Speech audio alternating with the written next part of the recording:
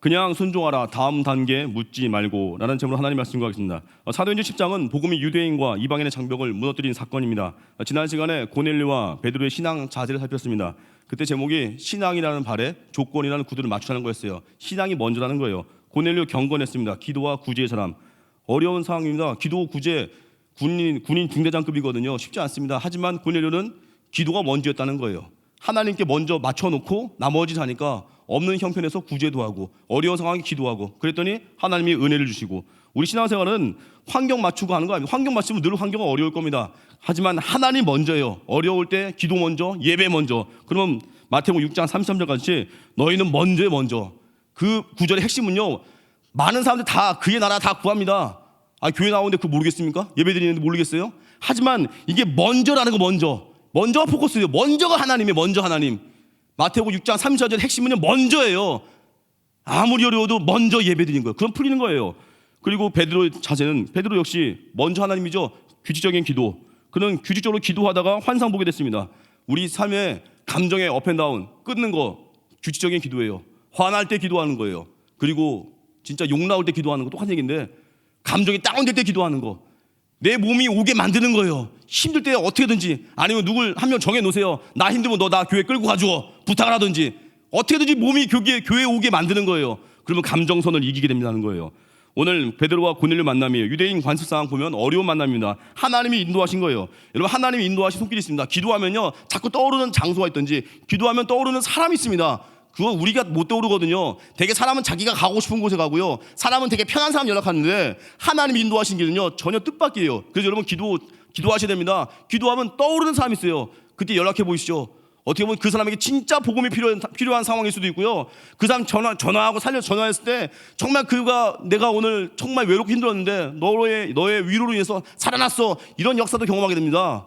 그래서 내 욕심이 죽이고 기도하는 거예요. 하나님이 보내준, 생각나게 하는 사람, 또 하나님 생각해 주는 그 일. 그래서 기도하면 지혜가 생깁니다. 일 처리 능력이 생기는 거예요. 그래서 직장 경영자분 계십니까? 선생님도 계십니까? 아니면 내가 어느 자리에 가든지 무슨 결정할 분도 있습니까? 기도하고 가셔야 하나님이 지혜를 주신다는 거예요. 그래서 오늘 만남 통해서 세 가지예요. 첫 번째, 겸손한 자에게 은혜 주신다는 거예요. 두 번째, 순종은 다음 단계를 묻지 않는 거예요. 그냥 순종하고 맡기는 겁니다. 세 번째, 능력 받아야 일을 해냅니다. 성령 세례를 받는 거예요. 성령 충만이에요.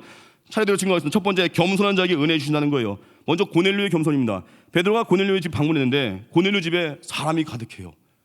대단한 믿음이죠. 베드로가 온다는 걸 믿고 있으니까 다 같이 복음을 듣고 싶으면 막 초대하는 거예요. 여러분, 믿음이 있으니까 이렇게 행동이 나오는 거예요. 다 같이 만나자고 부르는 거예요. 하나님을 전적으로 믿으니까. 우리 교회도 보면 지금 이 시대 청년들 많이 오는데, 그 중에서 어떤 청년은요, 제가 지금도 기억나요. 어느 한 회사, 저희 집에 어떤 형제가 한 회사 또 경영하고 있는데, 제가 전화하고 한번 찾아가려고 했더니 그냥 얼굴 보러 가는 거였어요. 격려하려고 갔더니, 근데 그 전화 받은 형제가 또 자기 또 팔로워들 있잖아요, 직장 동료분들 다 모으겠대요. 모아가지고 예배 드리겠대요. 목사님 예배 드려주세요. 갑자기 또 원고 갑자기 그만 듣는 순간 덜컥, 물론 준비했죠. 비장의 카드를 준비해가지고, 그래 올 템 와라, 들어와. 또 말씀 또 하나 가져가가지고 딱 복음 증거했더니 완전 초짜배기 새신자예요. 예배를 한 번도 교회를 안 가봤으니까 첫 예배가 신방 예배였어요. 그 형제는 그날 복음 원고랑 또 전혀 다른 메시지를, 또 왜냐 새신자가 있으니까 다시 완전 죄주 40명을 녹여서 아주 곰탕 설교였어요. 곰탕 설교. 그래가지고 그 형제가 그때 예수님 영접하고요, 우리 교회 새신자 등록했습니다. 그냥 한 번에 전화를 통해서 찾아갈게요, 올 거면 예배 드려주세요. 그래요? 그럼 가겠습니다. 예배 드리겠습니다. 그랬더니 막 다 긁어 모은 거예요. 전 참 보면 이 고넬료 보는 것 같았어요. 이 귀한 말씀이 있는 곳에 끌어 모으는 거예요. 다 끌어 모으는 거예요. 믿음이 있으니까. 믿음은 행동을 낳는 겁니다. 존재가 바뀌니까 내 행동이 바뀌는 거예요. 구하면 주신다는데 안 구하겠어요? 믿어지니까. 오늘 새벽에 오신 분들 믿어지니까 온 거잖아요. 새벽에 식사하러 오신 분 있어요? 물론 식사는 하시겠지만 기도하면 준다는 거 믿어지니까 오신 거잖아요. 믿음의 행동이니까 믿음. 그래서 겸손한 자가 기도하는 거예요. 겸손의 최고 표현은 기도예요. 내가 못합니다. 주님이 나의 회사, 나의 직장 이끌어 주십시오. 그게 겸손이에요. 왜 이 시대 사람 크리스찬들이 무기력하죠? 선택권이 너무 많아서 그래요. 예수님도 잘 따르고 싶고, 이것도 돈도 선택해야 되고, 명예도 선택해야 되고, 내 개인 스케줄도 해야 되고, 양다리 신앙이니까 무기력한 겁니다. 하나님 한 분만 철저히 신뢰하면요, 내 신앙에 불이 붙어요. 그리고 또 이제 베드로가 이제 들어오니까 고넬료가 또 엎드려 전하고 베드로가 또 일으킵니다. 25절, 26절 읽겠습니다. 시작. 마침 베드로가 들어올 때 고넬료가 맞아 발 앞에 엎드려 전하니 베드로가 일으켜 이르되 일어나라 나도 사람이라 하고, 이게 고넬료가 백부장인데 발 앞에 엎드리고 절했습니다. 이거는 일제 강점기에 보면 강점기에 일본 헌병이 우리 집에 들어와서 절했다는 거예요. 이 쉽지 않은 거거든요. 고넬료 정도면요 사람 보낼 것도 없어요. 그냥 로마 군인들 연락해서 오라고 하면 되는데, 그리고 유대인들 인사법상 엎드려 절하지 않는데요. 근데 절했잖아요. 하나님은 간절히 사모한 거예요. 여러분, 자존심 강한 자는요 오던 사람도 안 쳐다봐요. 시야에 들어와도 그냥 쌩까요. 여러분, 예수 믿는 사람들 인사라도 잘해 보십시오. 인사가 진짜 만사예요. 인사만 잘해도요 지금의 인생보다 세 단계는 올라갈 겁니다. 인사만 잘해도요 내 앞길이 열리는 거, 인사는 상대방을 존중하는 거거든요. 그래서 우리는 물론 요즘 코로나 시기에 마스크도 쓰고 있으니까 목내 많이 하지만, 혹시 가능하다면 인사할 때 성대도 좀 울려보시죠. 성대를. 안녕하세요. 최근에 몇 달 동안 안녕하세요 못 해본 사람 있습니까? 되게 교만한 분들이에요. 야, 내가 너한테 어떻게 목을 써? 아깝거든. 안녕하세요 한번 해보시죠. 안녕하세요. 달라지거든요. 새벽에도 이렇게 제가 아침에 온도 체크할 때 제가 화요일마다 서 있거든요. 그럼 꼭 이게 연세 드신 어르신인데 안녕하세요 막 좋은 아침입니다. 자매님 같아요. 어찌나 밝으시던지. 인사 하나가 그 사람을 모든 걸 볼 수 있어요. 영성도 느껴져요. 어느 때는 상태가 좋을 때는 인사도 밝아요. 물론 너무 힘들 때는 이해합니다. 너무 힘들 때는 그냥 말없이 와가지고 예배드리고 갈 때 다시 예배 끝나고 다시 밝아지는데, 우리 인사 잘하는 거, 저도 주일학교 애들한테 그래요. 인사 잘해라. 인사만 잘해도 니네 인생 달라진다. 어찌나 인사를 열심히 하든지 볼 때마다 애들이 그냥 인사가 복이에요. 인사가 복. 그래서 인사 안 하는 사람들은요 진짜 어디 국회의원 출마시켜야 돼요. 국회의원 출마하면 맨날 인사할 거예요. 이제 계속 인사할 거야 아마. 안 가던 시장도 갈 거예요. 온종일 인사, 목 휠 거야 아마. 우리 인생에 인사만 잘해도 풀리는 거예요. 여러분, 하나님을 정말 사랑하면요 하나님의 사람을 존중합니다. 하나님께 하듯이 하는 거예요. 왜요? 하나님을 너무 사랑하니까 내게 보내줄 그 사람을 높일 수밖에 없는 거예요. 고넬료가 엎드려 전한 건요 원래 경배하다 예배하다의 뜻입니다. 여러분, 하나님을 정말 사랑해 보십시오. 사람 앞에 겸손합니다. 근데 하나님은 좋은데 그놈이 싫다? 그 하나님 아직 덜 만난 거예요. 하나님 정말 사랑하면요, 제가 말씀드렸죠. 원수가 뭐라고요? 원수는 남의 집 귀한 자식. 하나님을 사랑하면요 원수조차 하나님의 형상이구나 품을 용기가 나와요. 그리고 하나님이 허락한 사람들을 사랑하게 된다는 거예요. 또 베드로 어땠습니까? 베드로의 겸손. 나도 사람입니다 라고 낮추죠. 고넬료 겸손 앞에서 일어서라 나도 사람이다. 이 번역이 약간 반말 같지만 이건 이 뜻이에요. 아니 왜 이러십니까? 일어서세요. 저도 사람이에요. 일어서세요. 여러분, 이 베드로 겸손인데 나 사람이라는 거예요. 교회 와서 가끔 보면 사람 보고 실망했대요. 뭘 실망해요? 죄인인 거 몰랐어요? 자꾸 교회 와가지고 예수님 수준의 사역자, 예수님 수준의 동역자, 예수님 수준의 사람을 자꾸 기대하니까 그냥 실망해버리는 거예요. 여러분, 불쌍히 여기게 됩니다. 그래야 우리 끝까지 충성하는 거예요. 누가 끝까지 가요? 성령 충만한 사람. 누가 끝까지 가요? 불쌍히 여기는 사람. 그리고 우리 안희숙 여사 해석같이 그럴 수도 있지 그러는 거예요. 근데 사람들은요 참 쉽게 바뀌어요. 돈, 권력이 생기면 처음엔 나도 사람입니다 하다가 좀 몇 년 지나면요 나는 신이야. 어느 순간 교만해져 있어요. 어떤 사람의 그릇은 그 돈과 축복을 조봉합니다. 받은 축복을 사명을 위해 쓰는 사람이 있어요. 겸손한 사람이에요. 이후에 더 얻게 됩니다. 근데 축복을 주면 꼭 내 거 하다가 다시 망하는 사람이 있어요. 원점으로, 아니 원점보다 더 심하게. 그런 사람들은 오히려 안 받았어야 되는 거예요. 하나님 앞에서 언제나 겸손하기 바랍니다. 나도 사람이라는 거예요. 이 말은 뭐예요? 저도 죽는다는 얘기예요. 나는 먼지 같은 존재입니다. 곧 죽을 인생입니다. 언제 죽을지 모르지만 곧 죽습니다. 여러분, 1년 안에 우리가 죽는다 하면요 어떻게 살겠습니까? 엉뚱한 짓 안 하겠죠.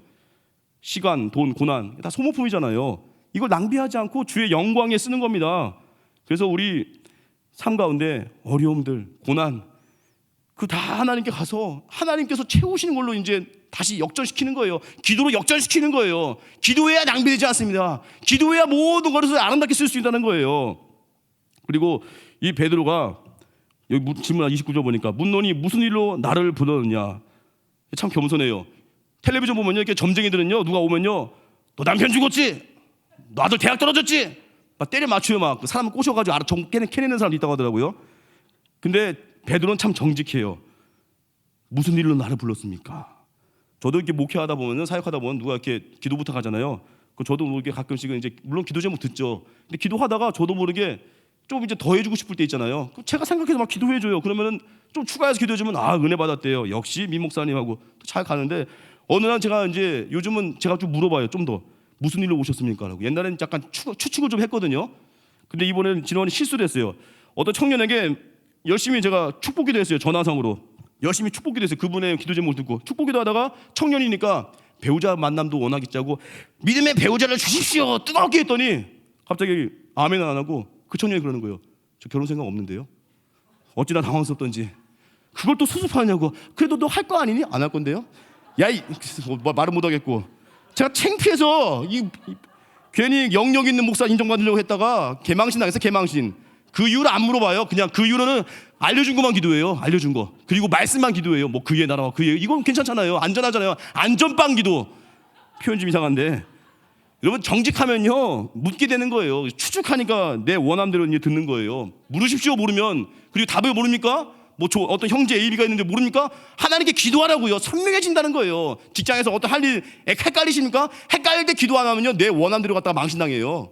헷갈릴 때 기도하십시오. 그럼 선명해요. 이거다 하고. 그 상황이 아니에요. 말씀이에요. 첫 번째 대지에서 뭘 배워야 됐습니까? 고넬료와 베드로의 겸손이에요. 고넬료 올 걸 믿으니까 막 초대하죠. 믿으면 행동합니다. 또 베드로 나도 사람입니다. 그리고 무슨 일로 나를 불렀습니까? 묻는 거 정직함 겸손. 그래서 여러분 언제나 우리는 하나님 앞에서 정직하게 물으십시오. 답을 모르겠습니까? 물으십시오. 답답하십니까? 물으십시오. 주님이 알려주신다는 거예요. 두 번째 순종은 다음 단계를 묻지 않는다는 겁니다. 베드로와 고넬료 모두 하나님의 음성을 듣고 순종했습니다.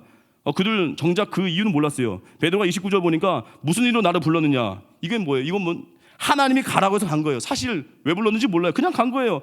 고넬료 대답이 읽지는 않겠지만 30절에 33절인데 고넬료도 베드로에게 잘 왔다고 했지만 이제 우리는 주께서 당신에게 명하신 모든 것 듣고자 합니다. 고넬료 역시 그냥 듣고자 하는 거예요. 왜요? 자기도 모르니까 그냥 그저 순종한 거예요. 참 겸손하죠. 이들은 이 두 사람은 자신들이 왜 만났는지 몰라요. 그냥 순종하다 보니까 길들이 열린 겁니다. 하나님이 아브라함에게 이제 떠날 것을 명할 때 내가 내게 보여줄 땅으로 가라 하셨습니다. 보여준 땅이 아니라 보여줄 땅이에요. 믿고 가면 복 받는 거예요. 요셉이 고난 당할 때 만약 하나님께서 환상 중에 네가 당하는 고난 다 총리가 될 각본이야. 야, 이 총자 보이니? 총 저기 리 보이니? 너 총리 견뎌봐. 이러지 않으셨어요. 그냥 하나님을 지켜보신 거예요. 함께 하신 거예요. 요셉은 견딘 거예요. 순종하다 보니까 형통한 자가 된 거예요. 여러분 우리 인생에 순종하면 죽을 것 같고 망할 것 같지만 그래도 순종하십시오. 왜요? 하나님은 좋으신 분이거든요. 하나님은 늘 다음 단계를 예비하시거든요. 근데 자꾸 우리가 하나님 나 다음은 어떻게 될 건데요? 이거 하면 뭐 해줄 건데요? 자꾸 물으니까 그거 묻다가 지친 거예요. 그거 묻다가 게임 시작하기 전에는 탈진해버리는 거예요. 그냥 순종에 모든 힘을 쏟아 부으십시오. 베드로같이 그냥 순종해서 가버리는 거예요. 사람들은 너무 똑똑하니까 자기가 하나님 되려고 해요. 내 뜻 정해놓고 나니까 하나님을 끌고 오려고 하는 거예요. 그러니까 뭐예요? 못 얻으면 낙심, 얻으면 교만해지고 내 뜻대로 하려고 하니까 늘 초조한 거예요. 여러분 초조할 때 결정하지 마십시오. 기도로 적셔지고 결정하십시오. 그래야 안전하다는 거예요. 여러분 우리 삶 가운데 계획대로 되지 않아서 어떻게 보면 내 뜻대로 되지 않아서 이만큼이라도 온 겁니다. 내 뜻을 꺾어준 주님의 은혜 덕분에 이만큼이라도 온 거예요. 내 주변에 혹시 누군가 천국에 빨리 하나님 부르십니까? 다 이유가 있는 거예요. 그거 우리가 해석 못합니다. 천국 가서 묻는 거예요. 갑자기 실직을 당해도요 이유가 있는 겁니다. 우리는 말씀 하나 점검하면 돼요. 내가 지금 말씀과 연결되어 있는가? 말씀과 연결되어 있으면요 어느 때는 망해도 복인 거예요. 왜요? 하나님이 다시금 새롭게 재편하려고 때로는 허물고 세우시는 거거든요. 어느 때는 병들어도 어느 때는 늦게 길이 열려도 다 이유가 있다는 거예요. 우리가 딱 뭐예요? 내가 하나님 앞에 붙어 있는가? 내가 예배자인가? 딱 하나 점검하면 나머지 모든 건 연연하지 않아도 된다는 거예요. 왜 염려하죠? 나의 나라를 구하니까. 근데 주기도문의 마지막 부분 대개라는 말 말씀드렸죠? 대개 나라와 권세. 대개가 뭐라고요? 헬라어 호티, 영어로 because. 나라와 권세와 영광이 아버지께 영원히 있기 때문에 우리는 일용할 양식으로 만족할 수 있어요. 나라와 권세와 영광이 아버지께 영원히 있기 때문에 우린 용서할 수 있고, 나라와 권세와 영광이 아버지께 영원히 있기 때문에 악이 득실돼도요 우리 걱정하지 않습니다. 왜요? 하나님의 통치를 믿으니까. 그래서 언제나 우리 가정과 직장에 예배 심으십시오. 예배 심는 그 순간에 하나님의 통치, 하나님의 영광, 아버지의 임재가 그 가정, 그 회사를 이끌어갈 것입니다. 우리는 낙심하지 않고 그냥 듣고 순종해요. 순종하면 떠오르는 분이 있습니다. 유정옥 사모님인데 그분이 결혼하고 보니까 옛날에 말씀드렸죠. 한 2년 전에 제가 설교 때 말씀드린 것 같은데 그분이 결혼하고 보니까 남편이야 믿는 분이죠. 근데 시댁에 예수 믿는 사람이 한 사람도 없다는 거예요. 마치 저와 저희 아내 같아요. 저 아내는 다 믿는 가정. 저는 믿지만 저희 집안은 아무도 안 믿는 그런 상황이에요. 근데 유종호 사모님이 이제 결혼하고 보니까 시댁에 예수 믿는 사람이 한 사람도 없다는 거예요. 근데 유종호 사모님이 당연히 뜨거우니까 어머니가 제사 문제는 건들지 않더래요. 근데 조건 대신 집안 장소는 조상에게 절해야 된다 라고 조건부 제시하면서 유종옥 사모님 아들을 타겟으로 삼은 거예요. 그리고 아들이 태어났을 때 이제 첫 돌 때부터 유종옥 사모님이 성경을 가르쳤어요. 이제 제사상 앞에 아직 어리니까 안 세울 거 아니에요. 빨리 얘를 성경으로 훈련시킨 거예요. 아들을. 그리고 아들이 이렇게 가르쳤어요. 너는 하나님의 사람이다. 하나님의 사람이 사는 법은 성경 말씀을 생명처럼 지키며 사는 것이다. 우상 앞에 절하지 말아라.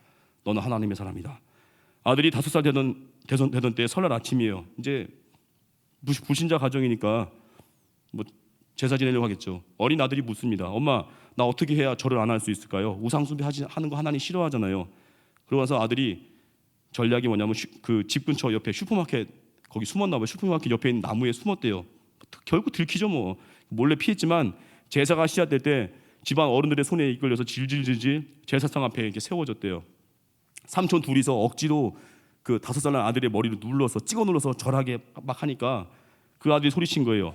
하나님, 나 절하는 거 아니에요. 하나님, 나 절하는 거 아니에요. 삼촌들이 지금 목을 눌러서 내가 힘에 눌려서 어쩔 수 없이 내 고개 숙여진 겁니다. 하나님, 나 어른 되면요 이 제사 없애버릴 거예요. 하나님, 설날에 하나님께 예배할 거예요. 이러면서 막 엉엉 운 거예요. 그 5살짜리가. 그 아들이 결국 나중에 목회자가 됐습니다. 그 척박한 환경에서. 그리고 그때 아들의 목을 찍어 누르던 분은 교회 장로님이 됐습니다. 힘 세시겠죠. 아주 교회에 뭐 권위가 있겠죠. 어딜까부로 어깨 누를 거야 하고. 설날이면 목사, 장로, 권사, 집사님들로 가득 차더래요. 예수 믿지 않는 사람이 한 사람도 없는 다 믿게 된 가정. 유종옥 사모님 그 신앙 교육과 순종이었어요. 그때 결정적인 저는 이 내용보다도 더 와닿은 거였어요. 유종옥 사모님이 그 친정 엄마의 영향이 더 위대했어요. 유종옥 자기 딸이 이제 시집 갈 때 친정 엄마 애틋하잖아요. 예수 믿는 사람이 한 명도 없는 집으로 자기 딸이 시집 갈 때 어머니가 손을 꼭 잡고 눈물로 당부했대요. 유종옥 사모님한테 생명을 내놓아야 하나님 말씀을 지킬 수 있거든 기꺼이 생명을 내놓아라. 집안이 어쩔 수 없다고 하면서 제사 지내지 말아라. 하나님 말씀을 지키지 못할 어쩔 수 없는 상황이란 이 세상에 없다. 네 딸아, 네가 하나님 말씀을 생명 다해 지키려 한다면 하나님이 반드시 너를 지켜주실 것이다. 내 딸아, 너는 하나님의 사람이다. 그걸 말해준 거예요.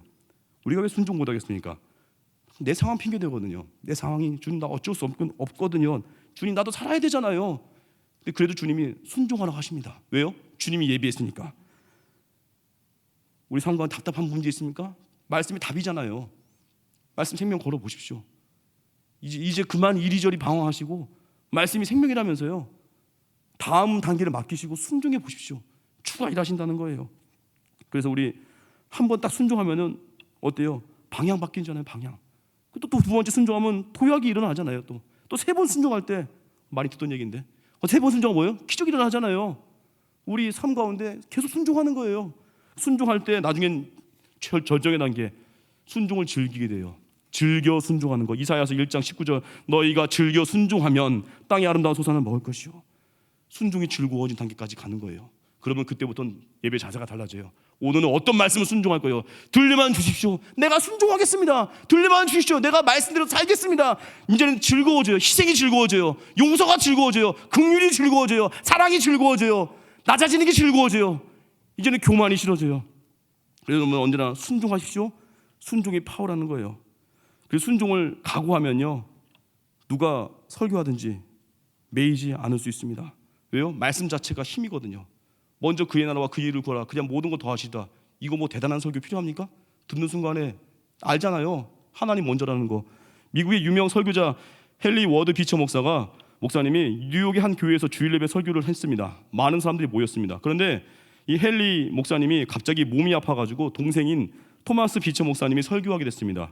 갑작스러운 상황이에요. 근데 헨리 워드 비처 목사님이 워낙 탁월하니까 동생 목사님이 토마스 비처 목사님이 설교한다고 딱 하는 순간에 갑자기 강단에 오르자마자 성도분들이 눈빛이 안 좋아지면서 몇 명이 나가더래요.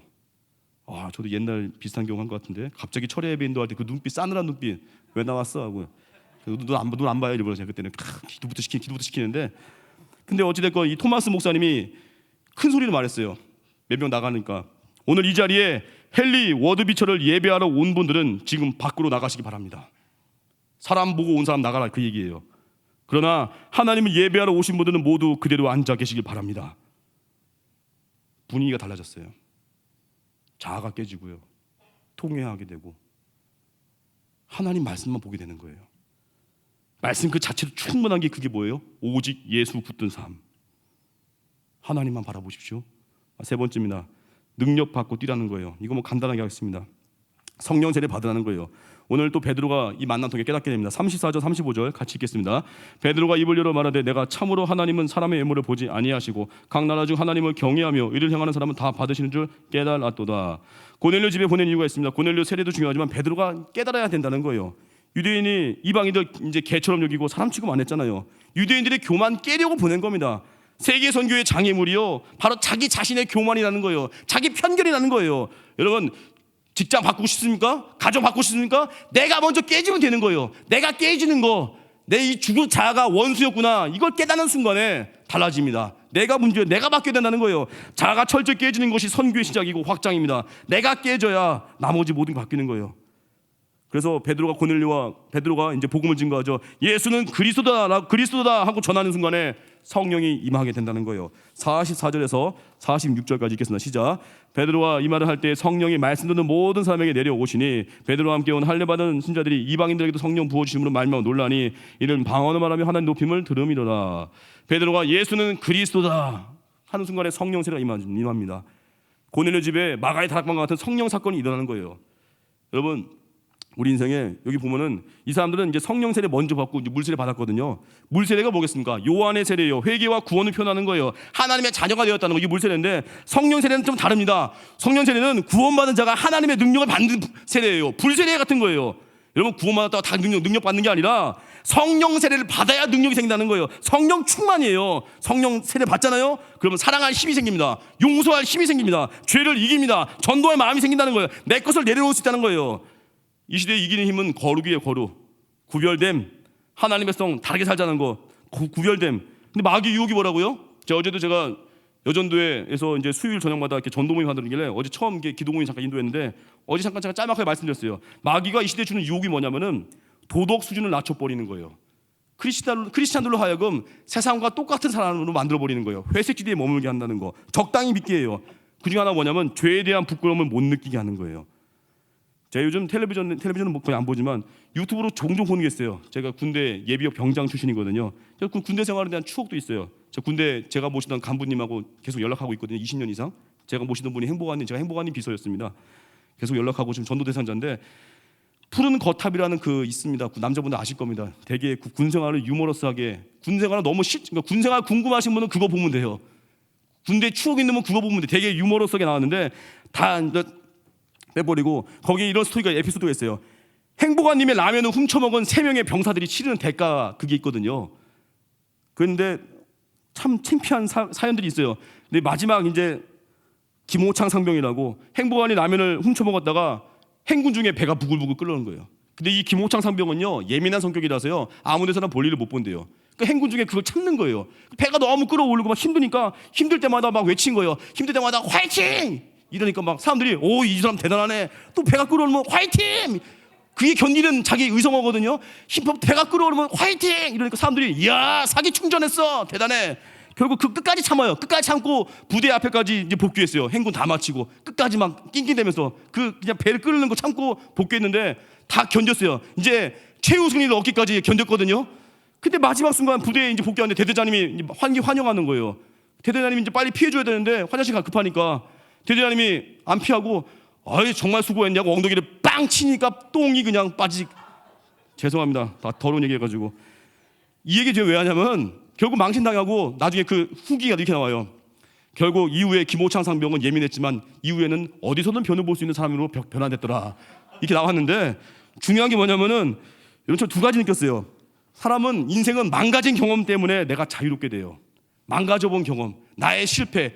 베드로가 왜 이렇게 쓰임받았는지 제가 생각해보니까 그는 배신자였잖아요. 확실하게 망가지니까 이제는 실패가 두렵지 않은 거예요.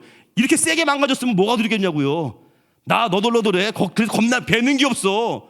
그게 너 망가지면요 자유로워요. 오히려 더 담대해져요. 또 하나가 뭐냐면은 이 김호창 상병 부끄러우니까 왜 그거 끝까지 참았어요? 행군 중에 부끄러우니까.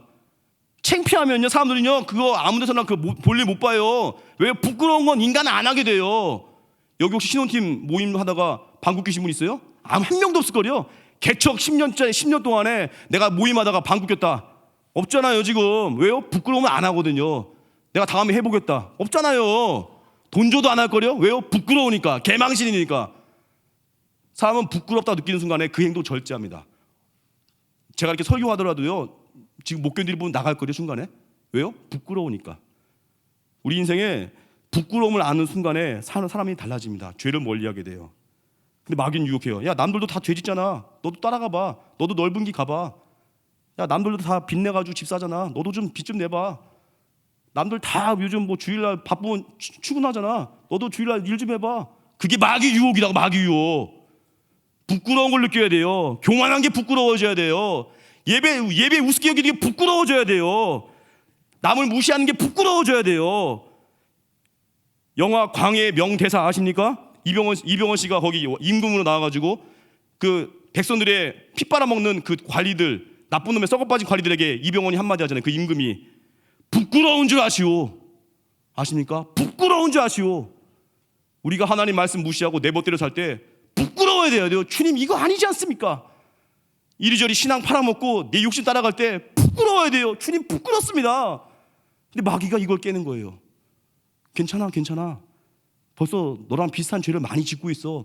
너 괜찮아. 너 정도면 괜찮아. 뭘 괜찮아요? 우리는 말씀대로 가는 거예요. 그래서 신앙생활 성령 충만해지잖아요. 내가 말씀대로 살고자 하는 열망이 생기고요. 죄가 부끄러워져요. 그래서 히브리서 12장 4절 너희가 죄와 싸우되 아직 피 흘리기까지는 대항하지 아니하고. 성령 충만하잖아요.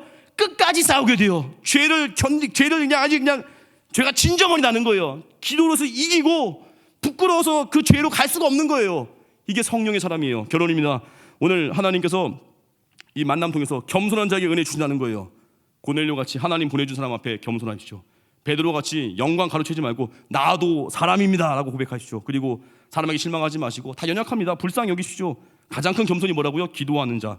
또 순종이에요. 내 계획이 깨지는 것이 복입니다. 내가 하나님 노릇하니까 늘 낙심 오는 거예요. 맡기고 잠이나 주무십시오. 유종옥 사모님의 그 친정 어머니 같이 이런 조언 해줘야 돼요. 말씀 내에 생명 걸라는 거예요. 말씀을 지키지 못할 상황은 없다. 지키면 하나님이 지키신다. 너는 하나님의 사람이야. 이 말을 스스로에게 선언하고 이 말을 자녀들에게 들려주고 이 말대로 살아가는 거, 그게 신앙입니다. 마지막 세 번째, 능력 받으라는 거예요. 성령 세례를 통해서 이제 죄가 부끄러운 거예요. 죄가 정말 지긋지긋한 거예요. 하나님 나 거룩하고 싶습니다. 어떻게 거룩해져요? 하나님의 말씀과 기도로 거룩해지는 거예요. 말씀 듣는 자리, 기도하는 그 자리, 생명 걸어서 우리에게 주신 모든 과제를 하나님의 방법으로 풀고 내게 주어진 모든 사람들을 함께 예배자로 되기를 다짐하는 하나님의 손 되기를 주님의 이름으로 축원합니다. 자리에서 일어나겠습니다. 표대를 향하여.